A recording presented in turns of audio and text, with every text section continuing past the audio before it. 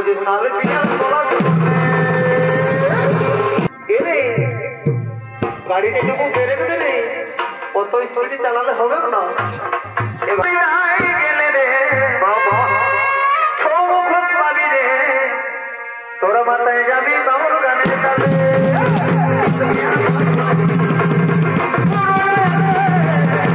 মাথায় যাবি বাবুর গানের কাছে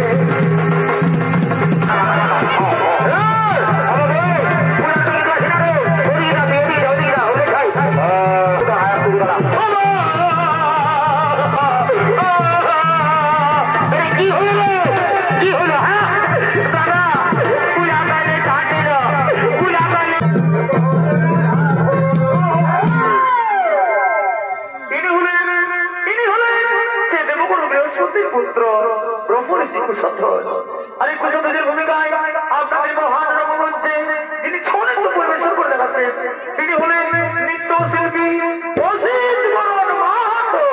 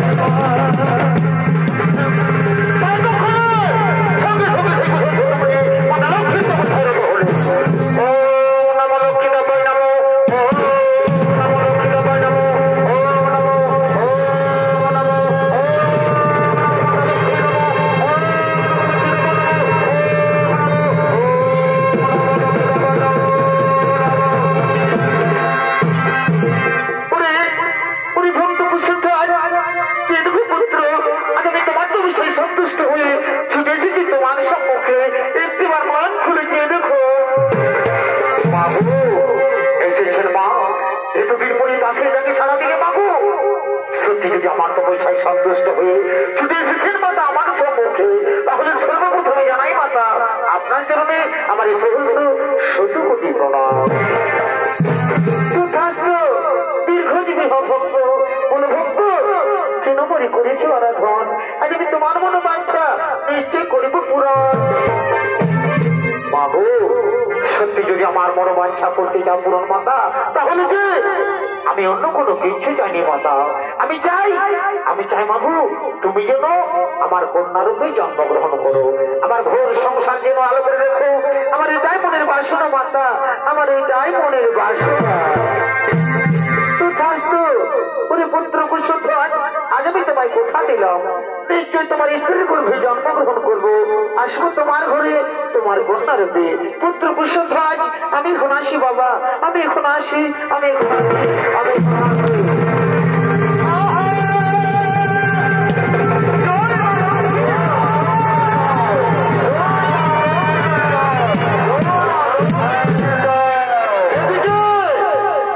এদিকে মাতা লক্ষ্মী কুশধ্বজ মুনির কন্যা রূপে জন্মগ্রহণ করেছে, আর সেই কন্যার নাম রাখা হই বেদবতী। তাই সেই বেদবতী দিনে দিনে বড় হয়ে ছুটে চলেছে সেই ফুলের বাগানের দিকে। আর ওদিকে এমন সময় অসুরেতা শম্ভু, উনি শম্ভুর সেনাপতি, তারাও ছুটে চলেছে সেই ফুলের বাগানের দিকে। ওই যে সামনে পিছনে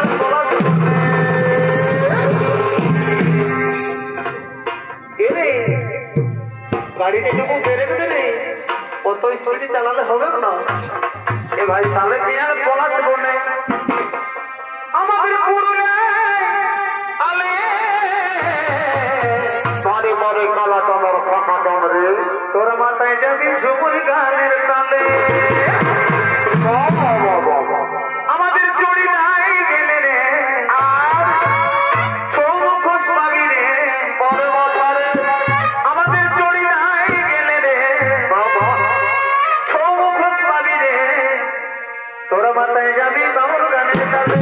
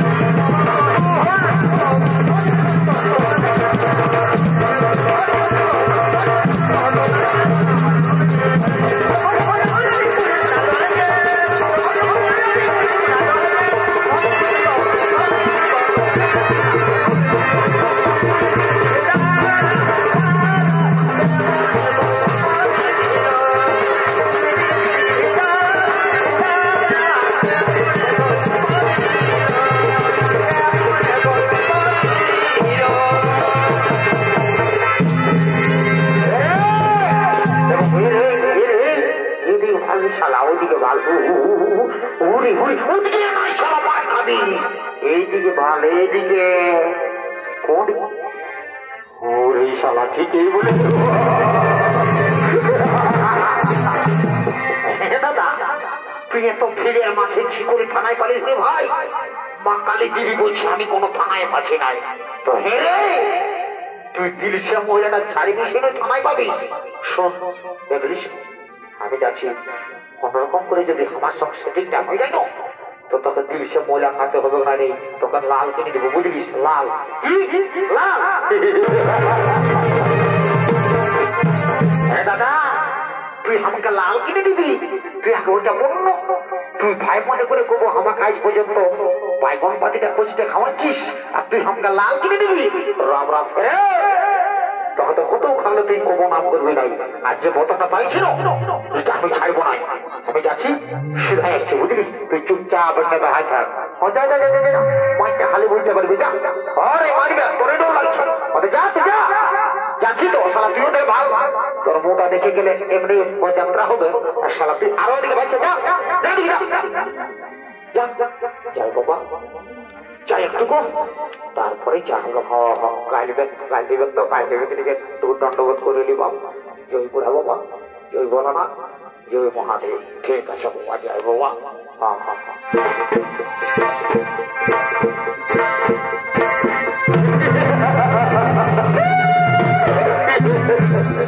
শালা কি বলবো রে বাবা, ড্রেসটা দেখি তো আমার ডরে মুখটা একবারে ভ্রাস ভ্রাস করে কাঁপছে। তো যে কোনো হোক এক চান্স বলতে হবে। বলি বলি ও সুন্দরী, সুন্দরী, বলি ও সুন্দরী, তুমি আমার কথা শুনছো তো সুন্দরী? বলছি কি সুন্দরী, তুমি তুমি মানে তুমি আমার সঙ্গে বিয়ে করবে? জানো সুন্দরী, তোমাকে না আমি খুব যত্ন করে রাখবো, তাই বলছি সুন্দরী তুমি চলো আমার সঙ্গে। না আমি যাবো না, আমি তোমার সঙ্গে যেতে যেতে পারবো না, আমি তোমার সঙ্গে যাবো না। হ্যালো হ্যালো হ্যালো, কোথায় আছো? গোটা রাত তোমাকে তোমায় ফোন করলি, ফোন করলি, তোমায় ব্যস্ত ব্যস্ত বলছে। যায় রে, আমি 6 মাস দেখতে এসেছি। কত কষ্ট যাওয়ার তাহলে এসে তোমাকে ডিস্টার্ব করছি, একটি ভাই যেখানে ঘুম করা নিব। হ্যালো এই শালাই, শালা ফল লরি চপ্পল বসে চপ্পল, জুতা জুতা, হ্যাঁ জুতা কোনটা? কানেরটা ফোনটা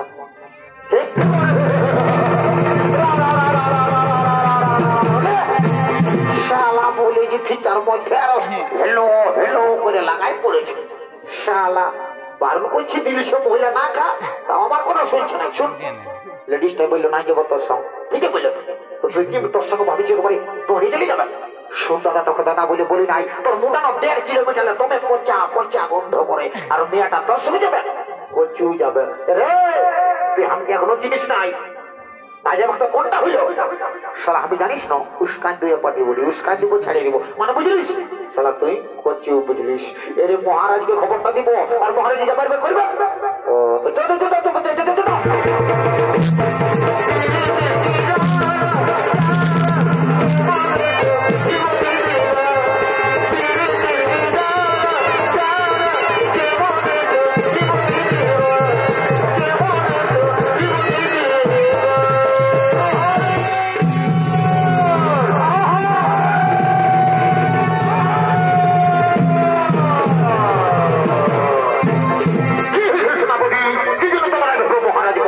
চিন্তা করছো কোনো বিপদ হয়নি তো? না মহারাজ, আমরা কুশলে রয়েছি মহারাজ। আমি তো খুব অপূর্ব সুন্দরী দেখেছি মহারাজ, তাকে শুধু আপনার কাছে মানাবে। নারী কে নারী, কি বানাম, কোথায় ধাম, কি বা তার পরিচয়? মহারাজ সে হলো দেবগুরু বৃহস্পতির পুত্র, ব্রহ্মর্ষি কুশধ্বজের কন্যা, নাম তার বেদবতী। মহারাজ তার উপরিচয়ের কিছু নেই মহারাজ, তার ফুলের যে সুন্দর রূপ। সেনাপতি বহুদিন পরে তোমরা আমাকে আমার একটি দারুণ সুখবর জানালে, কিন্তু না তোমরা যে সুখবর জানিয়েছো সেই সুখবর শুনে আমি আর কিছুদিন থাকতে পারি না। চলো মন্ত্রী সেনাপতি চলে যাবো সেই কুশধ্বজের আশ্রমে। হে মহারাজ চলুন মহারাজ চলুন।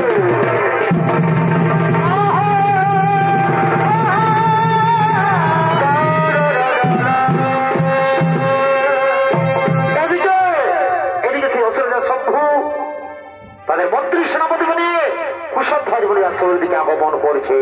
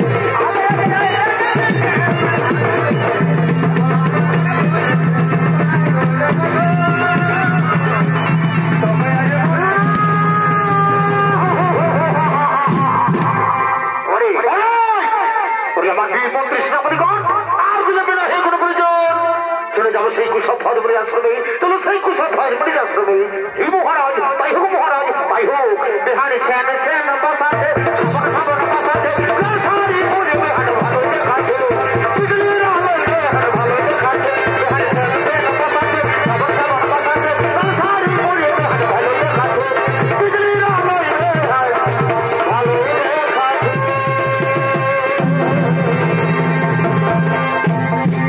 এদিকে এদিকে সেই কুশধ্বজ মুনি এবং তার আশ্রমের সমস্ত মুনি ঋষি তারা একত্রিত হয়ে তাদের আশ্রমের দিকে আগমন করছেন তাদের সঙ্গে রয়েছে কুশধ্বজ মুনির স্ত্রী মাল্যবতী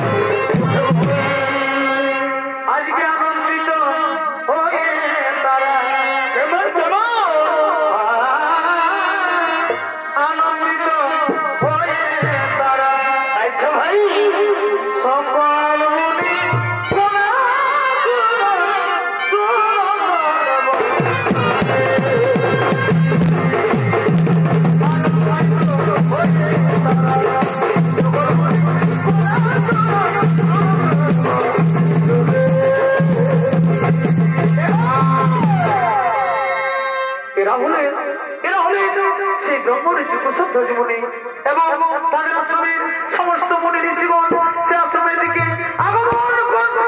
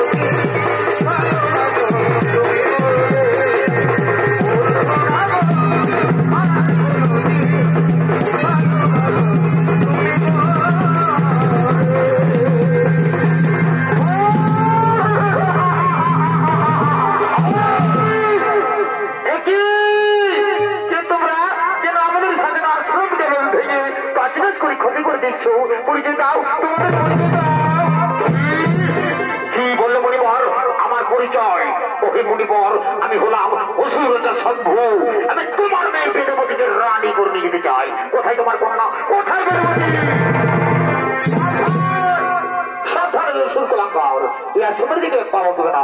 এই আশ্রমের মধ্যে আমাদের পরিবার রয়েছে। এই আশ্রমের দিকে চাইলে তোমরা আমাদের সঙ্গে কি যুদ্ধ তোমাদের মৃত্যু বোধহয় আমাদের হাতে লেখা রয়েছে। তাই যুদ্ধের জন্য তৈরি হয়ে যাও, মৃত্যুর জন্য তৈরি হয়ে যাও।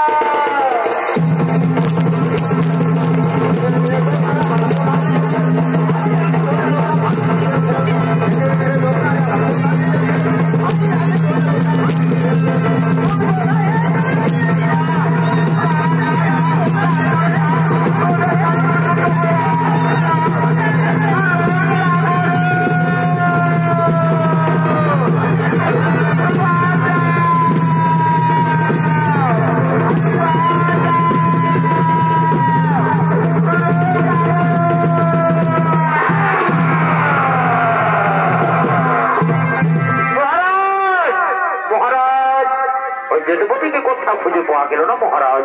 সে বোধ আমাদের হয়ে অন্য কোথাও পালিয়ে গেছে। কি কি বলুন সেনাপতি? ওই সুন্দরী আমার হয়ে পালিয়ে গেছে। ওই সুন্দরী যেখানে পালাক না কেন আমি বলে গেলাম আমি অবশ্যই একদিন তাকে রানী করে নিয়ে যাবো। মন্ত্রী সেনাপতি চলো আমরা এখন ফিরে যাই, চলো আমরা এখন ফিরে যাই। হে মহারাজ, তাই হোক মহারাজ, তাই হোক।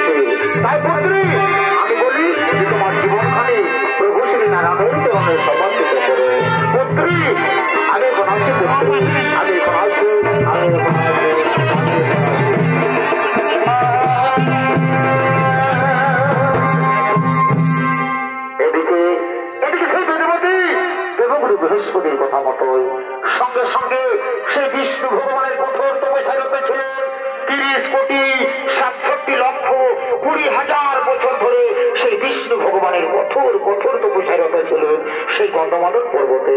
আর এদিকে এমন সময় লঙ্কার রাজা রাবণ তার পুষ্পগ্রথি চড়ে যেতে যেতে ক্লান্ত হয়ে পড়ে, তাই তিনি বিশ্রাম করার জন্য ধরে রয়েছেন সেই গন্ধমাদন পর্বতে আপনাদের মহান রঙ্গমঞ্চে।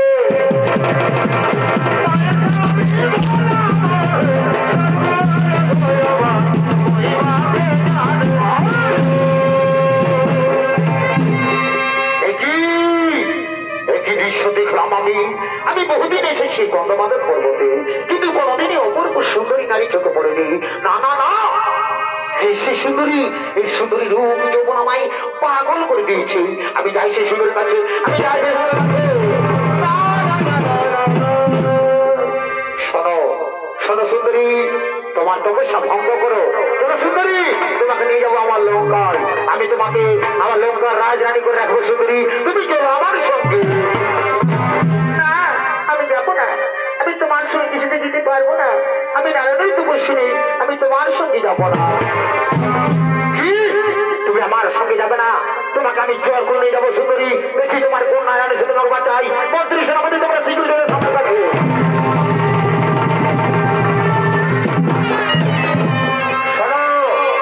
মন্ত্রী সেনাপতি এই সুন্দরীকে আমি রানী করতে চাই, কিন্তু না এই সুন্দরীকে রাজি হই না। তাই তোমরা কাঁদে দিচ্ছি, তোমরা যাও এই সুন্দরীকে জোর করে নিয়ে চলো আমার লঙ্কায়। এই মহারাজ তাই হবে, মহারাজ তাই হবে।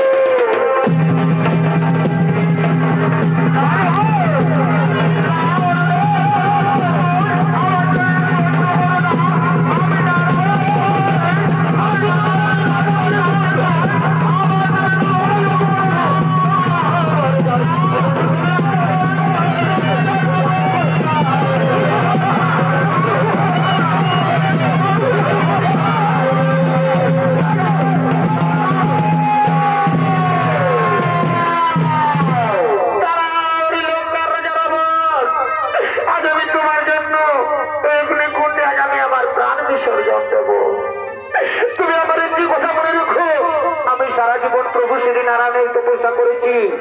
আজ সত্যি আমি এক মনে প্রভু শ্রী নারায়ণের তপস্যা করে থাকি।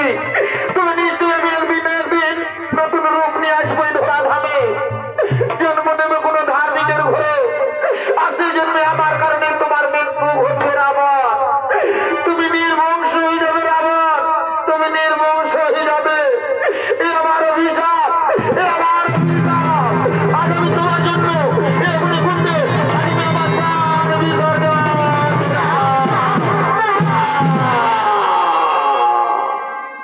দর্শক মন্ডলী। এদিকে সেই বেদপতি রাবণের অত্যাচার সহ্য করতে না পেরে নিজে অগ্নিকুণ্ড তৈরি করে সে অগ্নিকুণ্ডে তার প্রাণ বিসর্জন দিলেন। আজকে লঙ্কার রাজা রাবণ তার পুষ্পবতী চলে চলে যান তার নিজের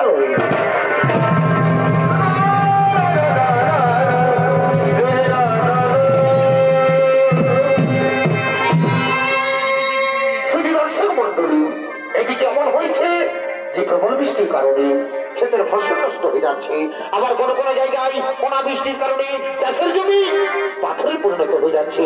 তেমনি কি জায়গা নাচ ছিল মিথিলা, সে মিথিলা নরেশ ছিলেন রাজা জনক। তাই দেবরাজেন্দ্রের ভবিষ্যতে অনেক অনেক বছর ধরে বৃষ্টি হয়নি, তাই মরুভূমিতে পরিণত হয়ে গেছে। সেই সময় মিথিলা রাজা প্রজা তারা সকলে চিন্তিত ছিলেন, কিন্তু জনক রাজার গুরুদেব রাজা জনককে আদেশ দিয়েছিলেন, বলেছিলেন হে রাজা জনক, আপনি আর আপনার স্ত্রী যদি সবকিছু ত্যাগ করে প্রজাদের মধ্যে জমিতে নিজেই চাষ করেন তবে হয়তো বৃষ্টি হতেও পারে।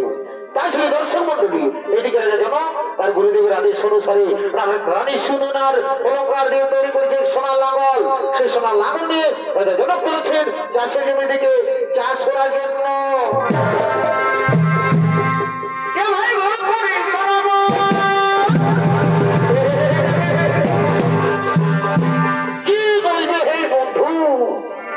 চাষের দিনে যদি জল না হয় তো বলো কেমন লাগে মনটা, তোমরাই বলো।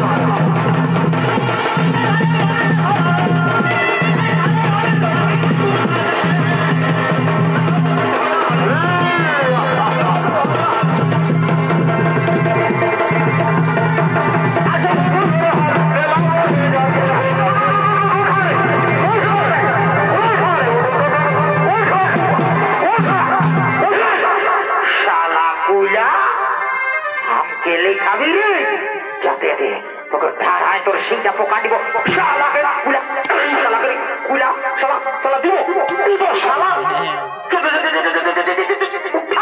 শালা কুলা চোখ চোখ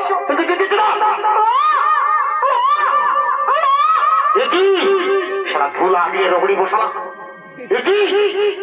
নাবালক শিশু কন্যা কে সেই শিশু কন্যাকে ভেবে মাটির মধ্যে ফেলে দিয়েছে না না না এ হতে পারে না মন্ত্রী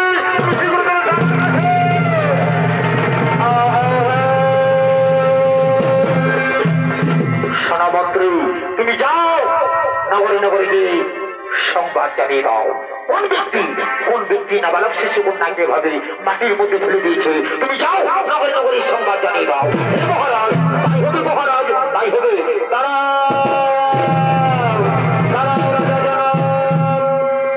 শুধু দর্শক মন্ডলী এদিকে রাজা জানো সেই দৈববাণী দিকে শুনতে পাই দাঁড়াও রাজা জানো আজ জমি কালে যে শিশু কন্যাকে তুমি পেয়েছ সেই শিশু কন্যা কোন সাধারণ কন্যা নয় এর জন্ম হয়েছে বিশেষ উদ্দেশ্যে তার সময় এলে তাও তুমি বুঝতে পারবে এই শিশু কন্যাকে তুমি নিজের কন্যার মতো লালন পালন করো নিজের কন্যার মতো লালন পালন করো হে ভগবান হে ঠাকুর আমি আপনার চরণে প্রণাম জানাই ভগবান আজ আমি ধন্য হয়েছি প্রভু আজ আমি ধন্য হয়েছি তাই আমি আপনার চরণে শত কোটি প্রণাম জানাই ভগবান রানী গো ও রানী তুমি এদিকে এসো রানী তুমি এদিকে এসো দেখো রানী দেখো আজ আমরা বহুদিন ধরে কোন সন্তানের মা বাবা হতে পারিনি তাই সে ভগবান এই শিশু কন্যাকে আমাদের কোলে পাঠিয়েছে আজ আমরা বড় আনন্দিত আজ আমরা বড়ই ভাগ্যবান স্বামী সত্যি আজ আমার বড় আনন্দিত আচ্ছা স্বামী আমাদের এই শিশু কন্যার নাম কি রাখা হবে শোনো রানী এর অনেক নাম যেমন মিথিলায় জন্ম হয়েছে তাই বলে এর নাম মৈথিলী আবার জনক রাজার কন্যা বলে এর নাম জানকী রাজ আলে রাতের মধ্যে দিয়েছি তাই বলে আজকে এর নাম হলো সীতা শুধু দর্শক মন্ডলী মিথিলায় আজ মা সীতার জন্ম হয়েছে তাই দিকে রাজা জনক আনন্দিত হয়ে বলছে শোনো সেনাপতি কি করছো ও আমার সীতা কেন্দ্রে কেন্দ্রে দাঁড়ায় দিল সেনাপতি তোমরা কি করছো মহারাজ বলুন শোনো সেনাপতি তোমরা যাও নগরে নগরে গিয়ে সমস্ত পূজারীর আমন্ত্রণ জানিয়ে দাও তার জন্য সকলে আমার রাজ্যে প্রবেশ করে আজ আমি বড় আনন্দিত তোমরা যাও নগরে নগরে সমস্ত প্রজারীর আমন্ত্রণ জানিয়ে দাও হে মহারাজ তাই হবে মহারাজ তাই হবে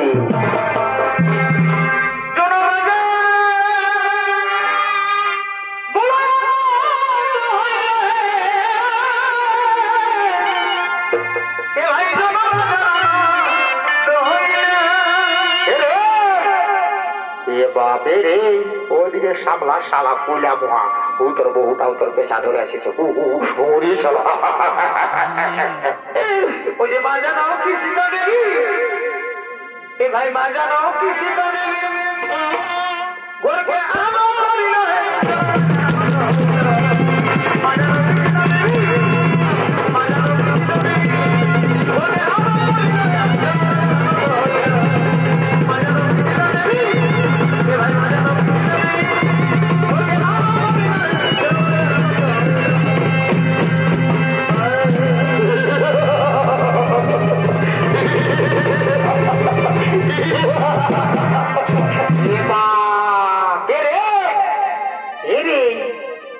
সহিস মনে একেবারে কাটা পল্টে গেলার মতন ছটপটা দিবে ওরে বুঝেছি রে শালা রাজা ঘরের খবর শুনে দৌড়ে চলে এসেছে ফিরি ফিরি ভোজ খাবার জন্য বাবা বাবা বাবা এগুলা হলো বিনা নিমন্ত্রণের কুটুম সে আবার বিহা ঘর হোক আর মরা ঘর হোক আর নারাকেও ঘর হোক কিংবা কোনো দেখাশোনা হোক আর আশীর্বাদী হোক এই যদি ভোজের নাম শুনেছে তাহলে দৌড়ে চলেছে বারে বারে বিনা নিমন্ত্রণের কুটুম